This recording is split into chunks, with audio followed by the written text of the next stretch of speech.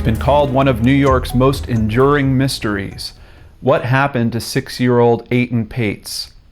Hey everyone, it's me, John Lorden. Welcome to another episode of Brain Scratch, Case Cracked. Thank you so much for joining me here today. Let's jump right into this case. It was May 25th, 1979, Lower Manhattan in New York City. 6-year-old Etan Patz was trying to become a man, like many 6-year-olds do. He had met and helped a local handyman just the day before and earned $1 for his work. Etan also finally convinced his parents that he could walk the 2 blocks to his school bus stop all on his own. Maybe he would even stop at a market next to the bus stop and spend some of his hard-earned dollar buying a Coca-Cola to have with his lunch. Etan, unfortunately, never made it to the bus stop and never arrived at school. Unfortunately, his teacher did not report it immediately to the principal. No phone call was made to his home or to his parents. This is back in 1979. It's a bit before those types of systems were put into place. This case actually helped spur some of those systems being put into place. His parents would not figure out that he was actually missing until much later in the day when they saw that he didn't arrive home from school. They called police. And that night, over 100 officers, a team of bloodhounds, and concerned neighbors were all out looking for Etan, but they would have no luck finding him. The police initially suspected that the parents might actually be involved, but they quickly confirmed their alibis and shifted their focus. Etan's father was a professional photographer and had many pictures of Etan to be used for missing persons posters, and some were even projected on the giant screens in Times Square.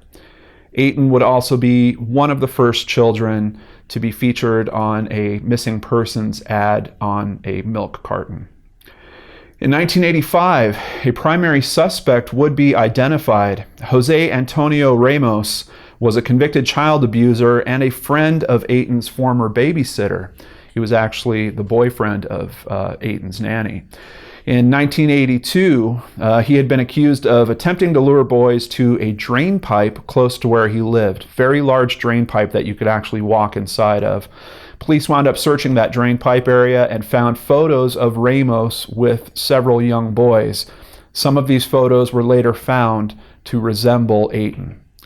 In 1990, Ramos was formally questioned about Etan. He stated that on the same day that Etan disappeared, he did indeed take a boy back to his apartment, and he was 90% sure that it was the boy that he kept seeing on TV. He never, however, used Etan's name. He also said that after he was done with the boy, he had put him on the subway. Apparently the boy wanted to go visit his aunt or something along those lines. He would ultimately later deny that he had anything to do with Etan's disappearance. However, in 1991, a jailhouse informant said that Ramos told him he knew what happened to Etan, and he even drew a map of Etan's bus route, noting correctly that Etan boarded the bus at the 3rd stop. Despite all of this, Etan was never found, and he was declared legally dead in 2001, 22 years after he went missing. The Patz family would sue Ramos in 2004 and win a $2 million settlement. They would never see a penny of it, and Ramos would not be criminally prosecuted. Every year, Stan Patz, Etan's father, would send a copy of the missing persons poster with a simple message written on the back: "What did you do to my little boy?" Ramos continued to deny his involvement, but kept serving sentences for his many crimes against children. The case was formally reopened in 2010 by the Manhattan DA's office. A few years later, they dug up the basement of a neighboring home to the Patz family. The basement had been the workshop and storage area of the local handyman that had given Etan $1 before he disappeared. However, nothing was found in that search. It was, however, highly publicized, and this would eventually lead to the case getting finally cracked.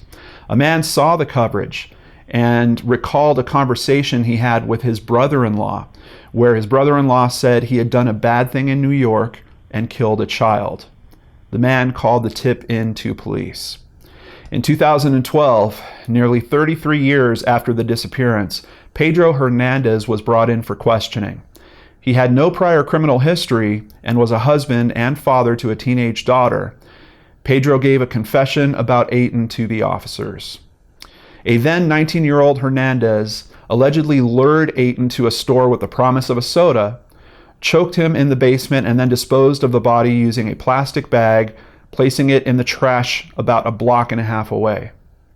Authorities said he seemed somewhat relieved to be confessing. Pedro was never initially questioned about the case, though other employees of that same store were. The current police commissioner has no idea why that is the case. Even Pedro's sister has come forward and also stated that he confessed to killing a boy, and he made this confession in church in the early 80s. There appears to be little motive to this case. Pedro stated himself, "I don't know why I did it. I cannot explain. I tried to stop, but I couldn't stop." Pedro did also talk about an abusive upbringing with an alcoholic father who would beat his mother. It's the only time that Pedro would cry during his taped confession.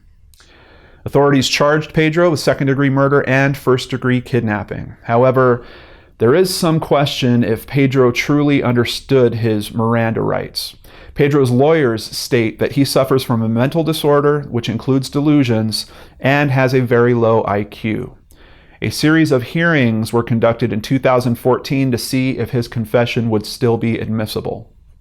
The full trial began in January of 2015, with Pedro now pleading not guilty and the allowed confession being a key piece of evidence presented. It would become a mistrial the following May due to one juror holding out after 18 days of juror deliberations. A retrial began October 19th, 2016, and after another almost 2 weeks of jury deliberations, it was concluded on February 14th, 2017. Pedro was convicted for both murder and kidnapping. The jury foreman told reporters constructive conversations based in logic that were analytical and creative and adaptive, compassionate, and ultimately kind of heartbreaking, guided the panel through what he said were difficult deliberations. Stan and Julie Patz had the 2004 judgment that they had won against Ramos dismissed after the 2015 trial convinced them that Ramos was not responsible for their son's death. May 25th, the anniversary of Etan's disappearance, was declared by President Reagan as Missing Children's Day. I got to tell you guys, this one is really tough. I'm happy that it seems like the case was cracked, but there's even a bit more to the story than I covered here. The main piece of evidence you have here is a confession. It does seem true that the person that confessed has some mental problems, has a very low IQ. There's also some questions about how the confession was handled. It was done in a different jurisdiction. He was living in New Jersey. Those are the police that got the confession, despite this being a New York crime. And there's a little bit of weirdness in that they had interviewed him for 7 hours before they actually turned on the recorder to record his confession. I don't know about you guys, but I think we're all especially sensitive to this since the Making a Murderer debacle around Brendan Dassey and how that confession was handled. So, do we have a false confession here? I really don't know. I don't feel like it is. What we do have is a person that was certainly at the right place at the right time. We have information that came out from a book that was published in 2009 about what Etan was going to do that day, and that's where this information about him spending his dollar to get a Coke actually came out. In the confession, we do have that the person working at the store used a soda to lure Etan to a particular spot.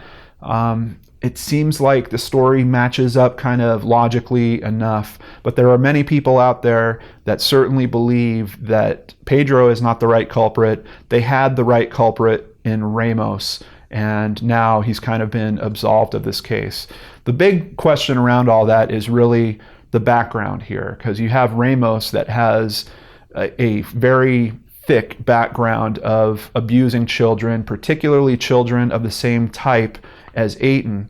And with Pedro, you have no criminal history. It seems like this is the one crime he committed in his life, and then he stopped for some reason. I certainly think that is possible. I don't think that every person that commits a crime has a pattern of just going on throughout their life doing it. And the other wrinkle in this whole thing is when you consider someone that might have a mental disability of some kind, is it possible that they might act out in a very strange way at one particular time and never do that again? I think when we think of profiling a mass murderer or a mass abuser or something along those lines, then yes, the general rule of they will have a repeating pattern that you should be able to find does certainly apply. But once you have someone that is dealing with some type of mental issue, I don't know that those same rules still apply. So I saw comments from another juror. Basically, he was saying that the consensus in the jury room was that they do acknowledge that Pedro has mental issues, but they don't believe that he was delusional. They believe that he clearly understood right from wrong. And ultimately, that almost leads to another question of, even if you do have mental issues that you're dealing with, shouldn't you still be held responsible if you actually did commit a crime?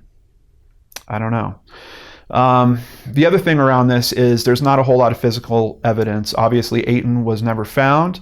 The story about how his body was disposed is believable for why he wouldn't be found eventually.